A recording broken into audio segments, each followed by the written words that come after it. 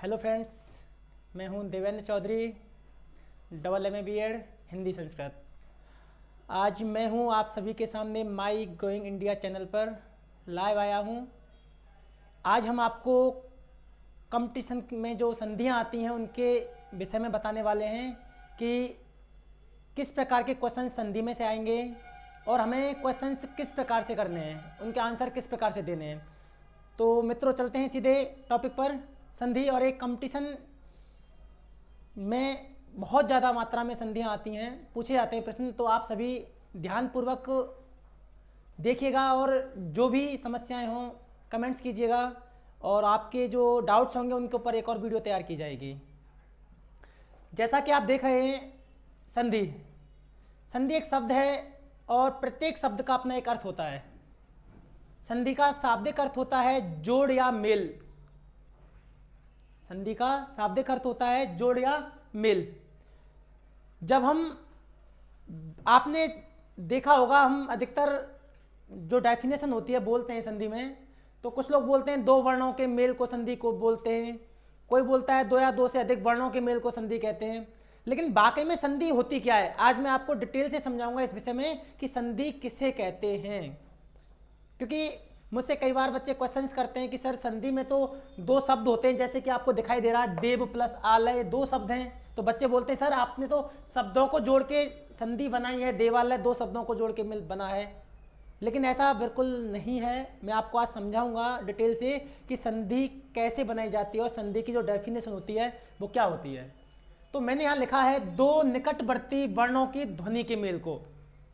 तो आप देख रहे हैं यहाँ पे कि दो निकटवर्ती वर्णों की ध्वनि के मेल को, दो निकटवर्ती वर्ण। संधि में वो दो निकटवर्ती वर्ण कौन से होते हैं जिनसे संधि बनती है, उनके विषय में हम जानेंगे। देखिए आपको दिखाई दे रहा है, मैंने लिखा है यहाँ पे देव प्लस आलय बराबर देवालय। तो वो दो निकटवर्ती वर्ण कौन से होते हैं जिनको मिलाकर के हम संधि बनाते हैं। तो इसके विषय में आप थोड़ा फोकस कीजिएगा, एक ही बार में आपके समझ में संधि आ जाएगी। तो जब हम संधि करते हैं, तो संधि करते समय हमारे पास दो शब्द होते हैं। तो उन दो शब्दों में से जो हमें निकटवर्ती वर्णों की जो ध्वनि हम लेते हैं, उनमें प्रथम शब्द का अंतिम अक्षर लेते हैं। तो प्रथम शब्द का अंतिम अक्षर क्या है? वावन। वावन प्रथम शब्द का अंतिम अक्षर है और ये क्या, एक व्यंजन है। और आप सब जानते हैं कि एक व्यंजन का निर्माण स्वर से मिलकर हुआ है। एक व्यंजन का निर्माण स्वर से मिलकर के हुआ है। स्वर छुपा हुआ होता है एक व्यंजन के अंदर। तो वा के अंदर जो ध्वनि निकलेगी, हम बोलेंगे जैसे वो, तो वा में से किसकी ध्वनि निकल रही है? आ की ध्वनि निकल रही है। तो आ जो है वो हो गया प्रथम शब्द का अंतिम अक्षर। जो ध्वनि निकलेगी उसी को हम अंतिम अक्षर बोलेंगे। तो संधि बनाते समय हम पहले शब्द का अंतिम अक्षर लेते हैं प्लस अंतिम शब्द का पहला अक्षर लेते हैं। संधि बनाते समय पहले शब्द का अंतिम अक्षर और अंतिम शब्द का पहला अक्षर कौन सा होता है? प्रथम शब्द का अंतिम अक्षर। उस अंतिम वर्ण से निकलने वाली ध्वनि ही अंतिम अक्षर कहलाती है संधि करते समय। तो प्रथम शब्द का अंतिम अक्षर आ हो गया और अंतिम शब्द का पहला अक्षर आ हो गया। तो नियम के अनुसार, नियम ये कहता है कि जब आ के बाद आ आता है, जब आ के बाद आ आता है, समान स्वर आते हैं, तो आ के बाद आता है तो बड़ा आ हो जाता है। इसीलिए यहां पर आपने देखा कि देव प्लस आलय देवालय हो गया, क्योंकि जब हमने इस वा में से आ को निकाला तो वा अर्धवर्ण रह गया, आधा अक्षर रह गया, वा आ निकल आया, तो इधर आ यहां पे आ गया, तो आ प्लस आ बड़ा आ बन गया। ये क्या हो गया? नियम हो गया। ये आपका नियम हो गया। और जो नियम बनता है, एक बात हमेशा ध्यान रखना, जो नियम बनता है उस नियम को हम उठा के पहले शब्द के अंतिम अक्षर पर लगा देते हैं। इसीलिए देव प्लस आलय क्या बना? देवालय बना। देव हमने लिखा देव और ये आ इसमें लग गया, मात्रा लगे देव, लास्ट में बचा लय, ये लय बचा, तो देवा के बाद में लय आ गया, तो क्या हो गया? देवालय। तो देव प्लस आलय क्या हो जाएगा? संधि हो जाएगा देवालय। देवालय क्या कहलाएगी? संधि कहलाएगी। किससे बनी है ये बनी है दो निकटवर्ती वर्णों की ध्वनि के मेल से। जो संधि है वो दो निकटवर्ती वर्णों की ध्वनि के मेल से बनी है। तो आपको पता चल गया होगा कि दो निकटवर्ती वर्ण कौन से होते हैं। एक तो होता है पहले शब्द का अंतिम अक्षर और दूसरा होता है अंतिम शब्द का पैरेलल अक्षर, उनको मिला के जो परिवर्तन होता है वही संधि कहलाता है। जैसे दे प्लस आलय में परिवर्तन हुआ, क्या दे प्लस आलय क्या बन गया, देवालय बन गया, तो देवालय आपका संधि कहलाएगा। ठीक है, दूसरा देखते हैं संधि विच्छेद। संधि विच्छेद, संधि, देवालय क्या है, संधि है, विच्छेद, संधि विच्छेद मतलब संधि को अलग अलग कर देना। जब हम संधि को दो भागों में बांट देते हैं, संधि को जब हम दो भागों में बांट देते हैं तो उसे हम संधि विच्छेद कहते हैं। जैसे मैंने लिखा है यहाँ पे गणेश, गणेश क्या है, गणेश एक शब्द है, संधि है, और जब हमने गणेश को दो भागों में डिवाइड किया, दो भागों में बांटा, तो क्या बना, गढ़ प्लस ईस, तो जो गढ़ प्लस ईस होगा वो क्या कहलाएगा बेटा, संधि विच्छेद कहलाएगा। तो ये हो गया संधि विच्छेद और ये हो गया आपकी संधि। तो आपकी समझ में आ गया होगा संधि और संधि विच्छेद क्या होते हैं। अगर आपको कोई डाउट हो तो कमेंट्स में जरूर बताएं। Thank you for watching. अब चलते हैं, हमने अभी पढ़ा संधि और संधि विच्छेद, संधि के प्रकार कि संधि कितने प्रकार की होती हैं। तो संधि के प्रकार, संधि के 3 प्रकार होते हैं। तो हमारी हिंदी के अंदर जो संधियाँ होती हैं वो 3 प्रकार की मानी गई हैं, जिनमें है पहली स्वर संधि, दूसरी है व्यंजन संधि और तीसरी है आपकी विसर्ग संधि। तो संधि हो गई कितने प्रकार की, 3 प्रकार की। तो हम पहली संधि पढ़ेंगे स्वर संधि, कि स्वर संधि किसे कहते हैं।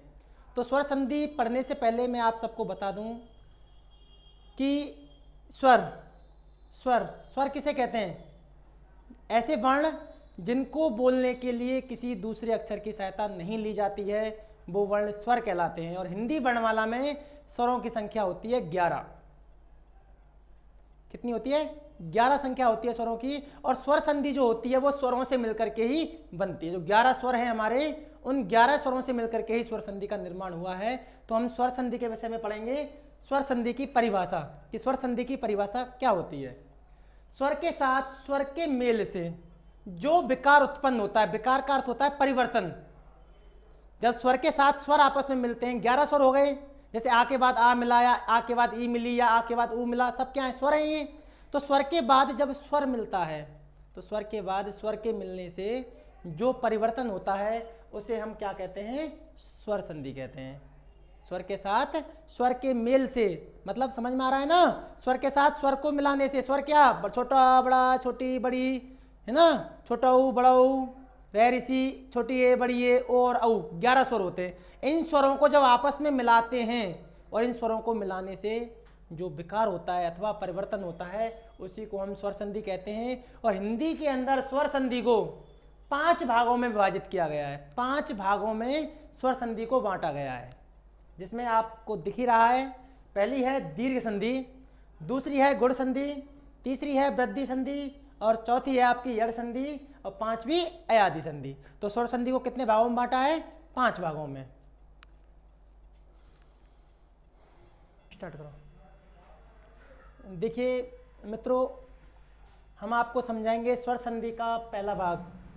मैंने आपको अभी बताया था कि स्वर संधि 5 प्रकार की होती है। पहली दीर्घ, दूसरी गुण, तीसरी वृद्धि, चौथी यड़ और 5वीं अयादि। तो पहली संधि है दीर्घ संधि। आज मैं आपको एक ऐसी ट्रिक बताने वाला हूं कि आप शब्द देखते ही, जैसे ही शब्द आपकी आंखों के सामने आएगा, शब्द देखते ही आप तुरंत बताओगे कि सर इसमें दीर्घ संधि है। और दीर्घ संधि ही नहीं, सभी संधियों की मैं आपको ट्रिक बताने वाला हूं कि शब्द देख के हम संधि की पहचान कैसे करते हैं। तो ध्यान से देखिए, यदि कोई डाउट हो तो आप अपने डाउट्स के लिए कमेंट्स कीजिएगा, आपके डाउट्स क्लियर किए जाएंगे सभी के। तो हम चलते हैं दीर्घ संधि पे। तो आपको दिखाई दे रहा है कि यहाँ पे मैंने लिखा है दीर्घ संधि का नियम। आप कहेंगे कि सर आपने परिभाषा क्यों नहीं लिखी। अगर मैं परिभाषा लिखता तो शायद परिभाषा से आप समझ नहीं पाते। जितनी जल्दी हम नियम से समझ पाते हैं संधियों को, उतनी जल्दी परिभाषा से नहीं समझ पाते। फिर भी मैं आपको परिभाषा बता देता हूँ। संधि की परिभाषा क्या होती है। संधि की परिभाषा होती है जब आ ई ऊ के बाद आ ई ऊ आए तो आ का आ, ई का ई, ऊ का ऊ हो जाता है। कुछ समझ में नहीं आया ना। तो इसीलिए मैंने आपके सामने क्या लिखा है, नियम लिखा है। हम संधियों को नियम के माध्यम से लिखेंगे, समझेंगे। और फिर मैं आपको एक ट्रिक बताऊंगा जिसके माध्यम से आप शब्द देखते ही संधि बताओगे कि ये कौन सी संधि है। तो चलते हैं दीर्घ संधि पे। और दीर्घ संधि का नियम यहाँ लिखा हुआ है आप सबके सामने, देखिए। आ प्लस आ बराबर बड़ा आ।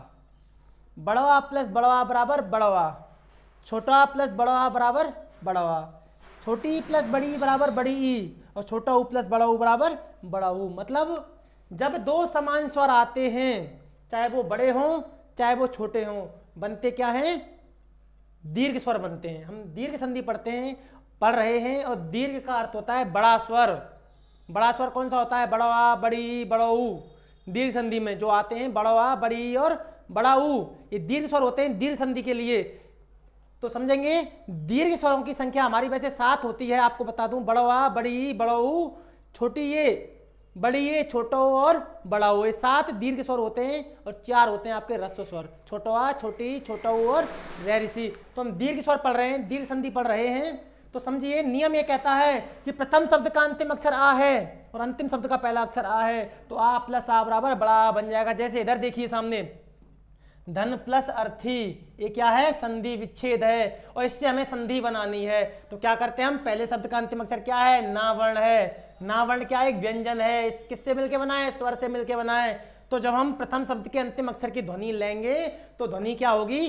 आ। ध्वनि होगी आ। तो प्रथम शब्द का अंतिम अक्षर हो गया, क्योंकि संधि बनाते समय हम क्या करते हैं? पहले शब्द का अंतिम अक्षर लेते हैं और अंतिम शब्द का पहला अक्षर लेते हैं। तो प्रथम शब्द का अंतिम अक्षर आ, अक्षर अंतिम अक्षर कौन सा होगा? उस वर्ण से निकलने वाली ध्वनि, उस वर्ण से निकलने वाली ध्वनि को हम अंतिम अक्षर कहते हैं। दूसरा है, दूसरे शब्द का पहला अक्षर क्या है? आ।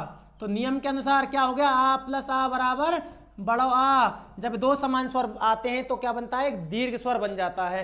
दो समान स्वर आते हैं तो एक दीर्घ स्वर बन जाता है। तो आ प्लस आ बराबर बड़ा आ। तो धन प्लस अर्थी क्या बन जाएगी? धनार्थी बन जाएगी। क्यों? क्योंकि मैंने आपको अभी थोड़ी देर पहले बताया था, जब हम नियम निकालते हैं, जो नियम बनता है उस नियम को हम पहले शब्द के अंतिम अक्षर पर ले जाकर लगा देते हैं। इसीलिए धन प्लस अर्थी क्या बन जाएगी? धन, धना हो जाएगा। लास्ट में थी बच रहा है तो थी लग जाएगा ना के बाद में, तो हो जाएगा ये धनार्थी। धन प्लस अर्थी बराबर धनार्थी। कौन सी संधि होगी? दीर्घ संधि होगी। क्यों होगी? क्योंकि इसमें दो समान स्वर आ रहे हैं, इसलिए दीर्घ संधि होगी। आगे चलते हैं। अगर प्रथम शब्द का अंतिम अक्षर बड़ा आ है, अंतिम शब्द का पहला अक्षर भी बड़ा आ है, तो नियम ये कहता है कि अगर आ के बाद आ आता है तो दीर्घ बन जाता है। दीर्घ बन जाता है, वो समान स्वर आता है तो दीर्घ बन जाता है। तो आ प्लस आ बराबर बड़ा। क्या है ये? बड़ा, दीर्घ, ये बड़ा, ये भी दीर्घ, बड़ा बन जाएगा। इधर आ जाइए, महा प्लस आत्मा। तो प्रथम शब्द का अंतिम अक्षर क्या है? बताइए, बड़ा आ।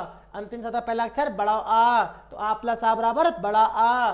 कहाँ लग जाएगा? पहले शब्द के अंतिम अक्षर पे। तो महा प्लस आत्मा बराबर महात्मा। कौन सी संधि होगी?